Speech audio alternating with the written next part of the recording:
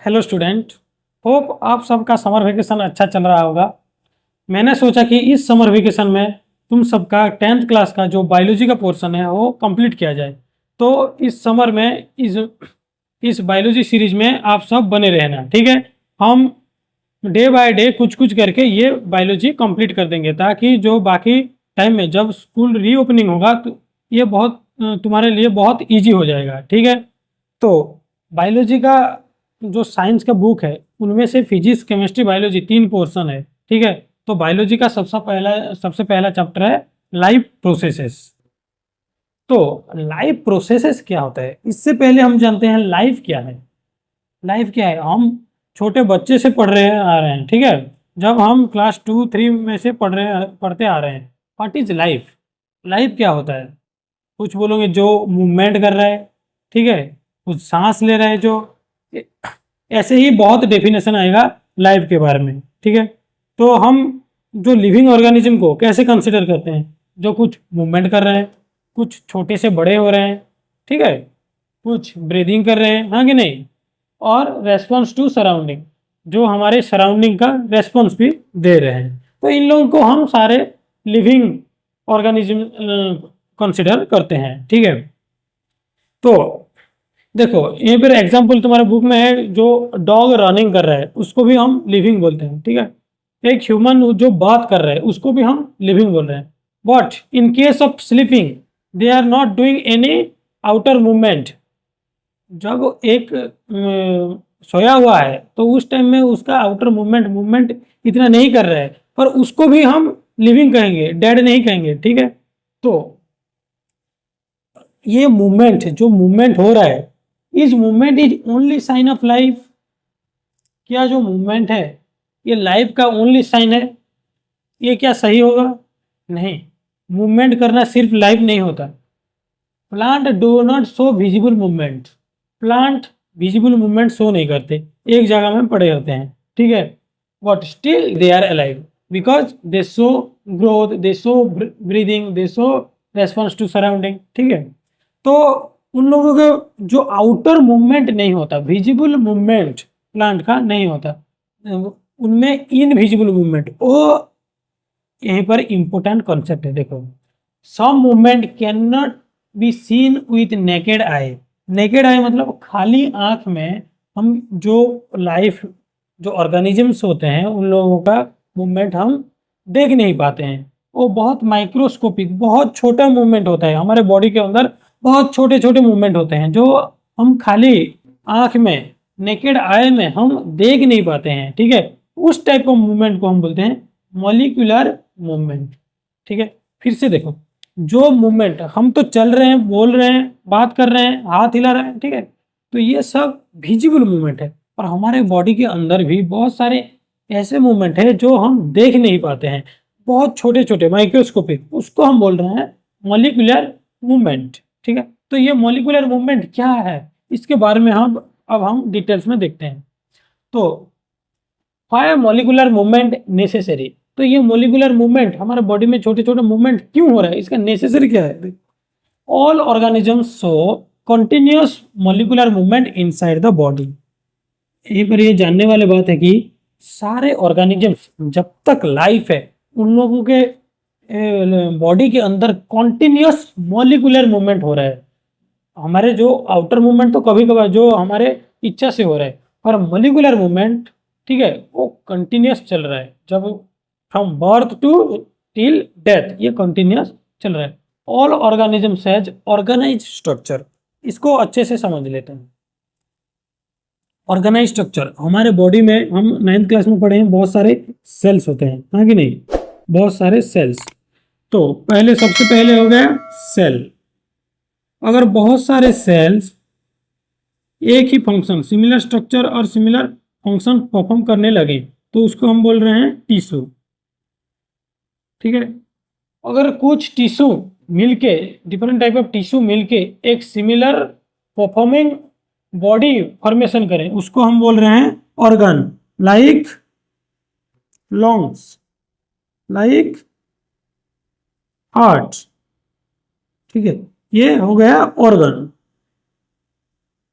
और बहुत सारे ऑर्गन आपस में कनेक्ट हो गए। ठीक है, देखो यहीं पर लीवर भी है, ठीक है, किडनी। अगर बहुत सारे कनेक्ट होके आपस में ये लोग कोऑर्डिनेट करके एक जो स्ट्रक्चर बनाएंगे उसको हम बोल रहे हैं ऑर्गन सिस्टम। देखो, अगर हमारे बॉडी के सबसे छोटे स्ट्रक्चर क्या है, सेल। कुछ कुछ सेल सिमिलर स्ट्रक्चर और फंक्शन शो करेंगे, उसको हम टिश्यू बोल रहे हैं। अगर कुछ टिश्यू एक परफॉर्मिंग बॉडी तैयार किया, दैट इज ऑर्गन। और अगर कुछ ऑर्गन कोऑर्डिनेट आपस में कोऑर्डिनेट करके एक फुल फंक्शनिंग बॉडी प्रोड्यूस करेंगे, दैट इज ऑर्गन सिस्टम। तो हमारे जो बॉडी में हम हाईली एडवांस्ड एनिमल हैं, जो ह्यूमंस होते हैं, हम हाईली एडवांस्ड हैं, हमारे अंदर ऑर्गन सिस्टम है। तो ये जो सिस्टम हो गया है, इसको हम बोल रहे हैं ऑर्गेनाइज स्ट्रक्चर। हमारे बॉडी ऑर्गेनाइज्ड स्ट्रक्चर में है, ठीक है। The structure tend to break down due to environmental effect.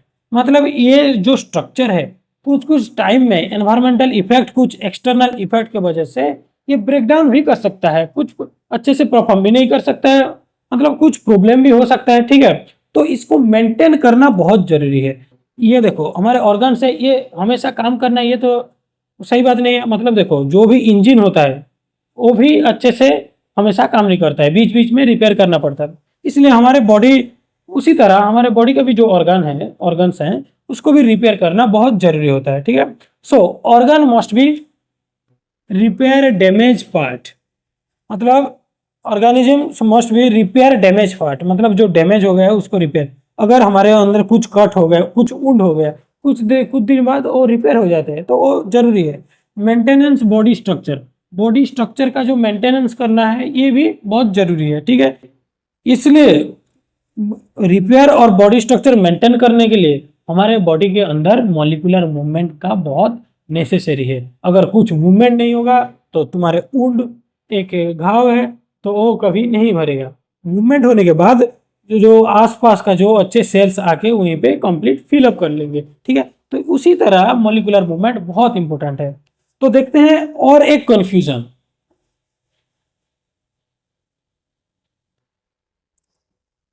एक ऑर्गेनिज्म से सदस्य होता है, उसका नाम है वायरस। अगर वायरस, तुम लोग तो सारे कोरोना वायरस के बारे में पता होगा, ठीक है।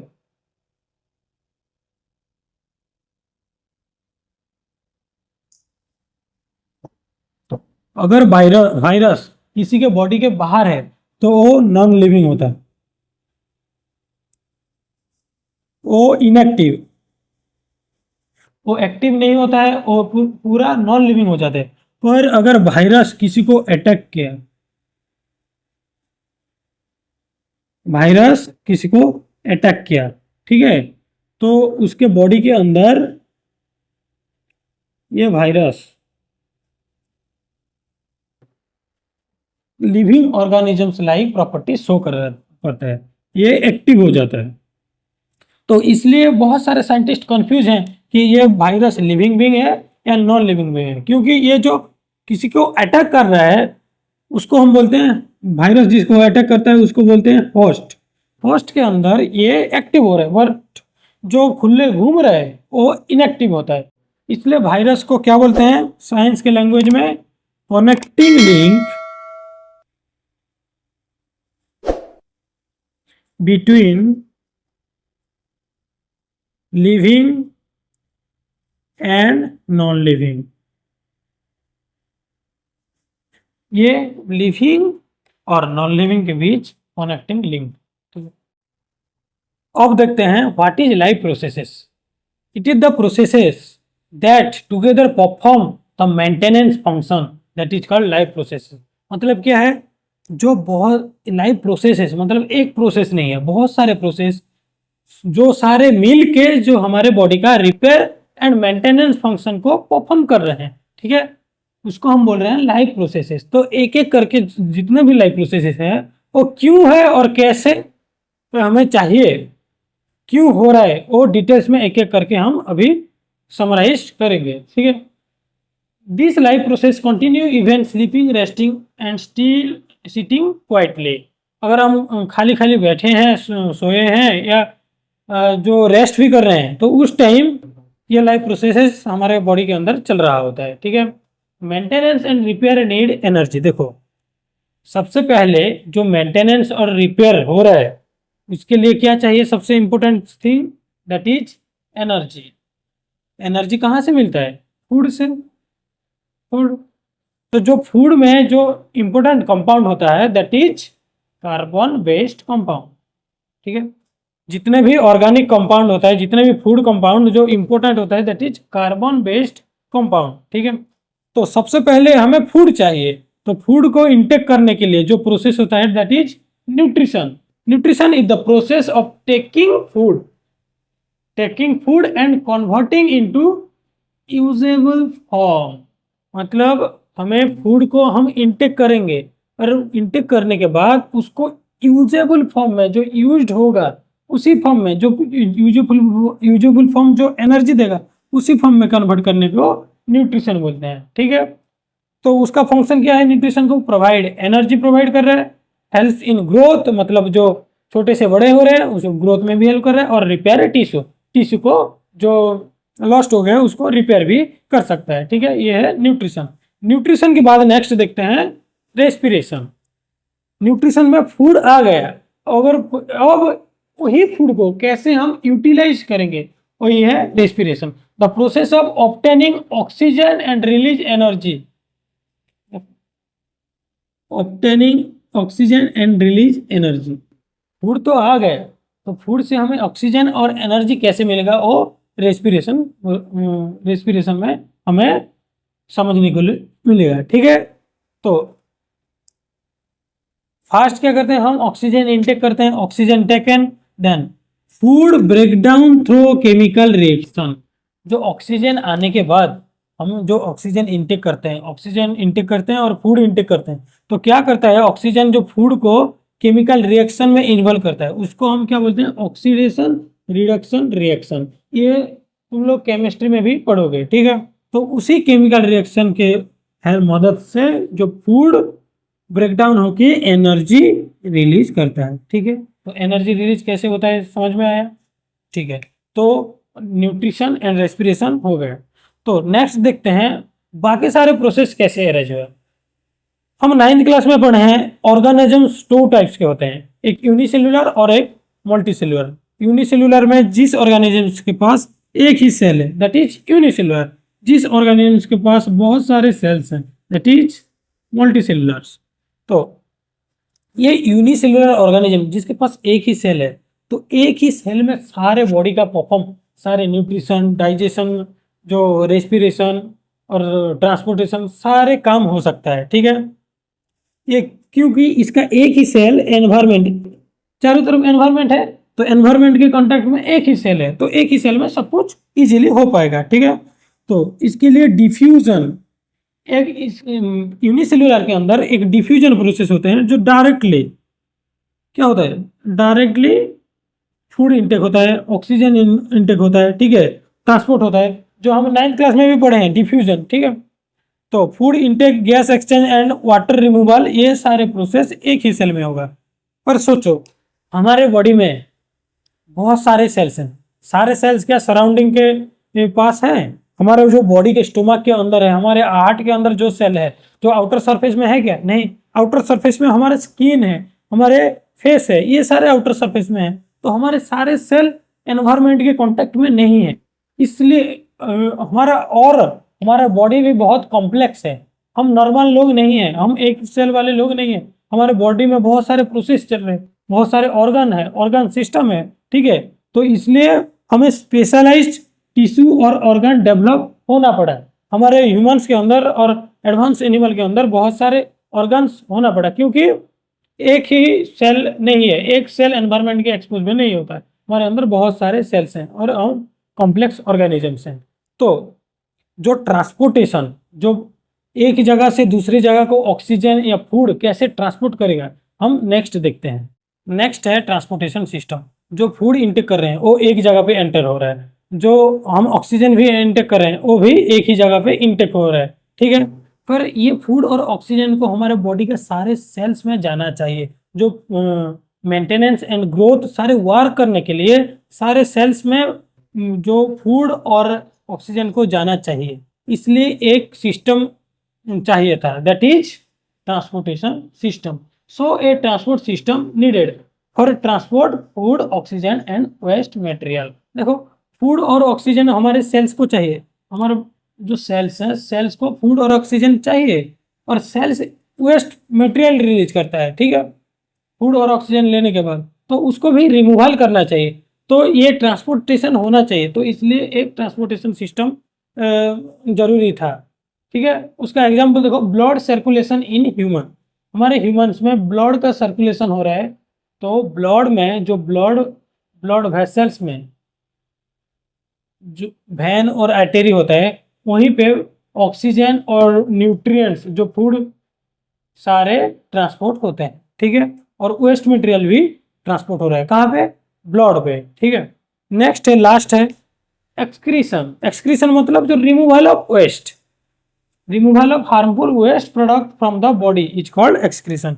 जो ये प्रोसेस होने के बाद जो nutrition, excretion, nutrition, then respiration and transportation होने के बाद जो वेस्ट प्रोडक्ट रह जाता है सेल में, वो बॉडी उसको रिलीज आउट कर देता है, उसको हम बोलते हैं एक्सक्रीशन।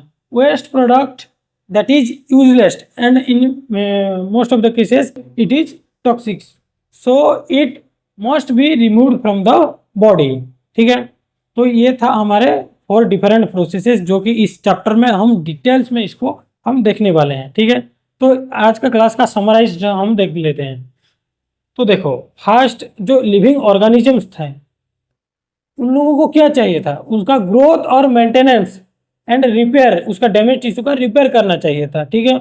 उसलिए क्या चाहिए, एनर्जी चाहिए। एनर्जी के लिए क्या चाहिए, फूड इनटेक करना जरूरी है। उसी प्रोसेस को हम बोल रहे हैं न्यूट्रिशन, ठीक है। अगर फूड तो इनटेक कर लिया, ठीक है, तो उसको ये एनर्जी में कैसे कन्वर्ट करेंगे, जो केमिकल प्रोसेस होगा, उसी प्रोसेस को हम बोल रहे हैं रेस्पिरेशन, ठीक है। तो फूड और ऑक्सीजन ये तो हमें मिल गए, ठीक है, तो उसके बाद हमें सारे सेल्स में इसको भेजना भी जरूरी है। इसके लिए एक प्रोसेस है, दैट इज ट्रांसपोर्टेशन। और ये प्रोसेस होने के दौरान हमारे बॉडी के अंदर कुछ वेस्ट प्रोडक्ट भी प्रोड्यूस होते हैं, उसको रिलीज करना भी जरूरी है, इसलिए एक प्रोसेस आया, दैट इज एक्सक्रीशन, ठीक है। तो आज के क्लास में इतने ही, नेक्स्ट क्लास में हम डिटेल्स में एक एक करके देखते हैं।